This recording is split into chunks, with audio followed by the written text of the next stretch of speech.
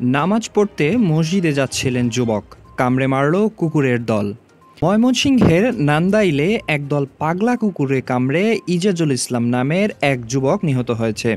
রোববার ১৯ মে ভোররাতে পৌর শহরের ৫ নম্বর ওয়ার্ডের চারানিপাড়া বাজারের নদীর পাড় এলাকায় এই ঘটনা ঘটে। নিহত এজাজুল ইসলাম উপজেলার শেরপুর ইউনিয়নের শেরপুর গ্রামের সমীর উদ্দিনের ছেলে। তিনি ভোরে ফজরের নামাজ পড়তে মসজিদে যাচ্ছিলেন। নান্দাইল মডেল থানার উপপরিদর্শক মোহাম্মদ শহীদুল ইসলাম বিষয়টি নিশ্চিত করেছেন। তিনি বলেন, এজাজুল একটি কোম্পানির পণ্য বিভিন্ন দোকানে সরবরাহের কাজ করতেন। তিনি ৫ ওয়াক্ত নামাজও পড়তেন।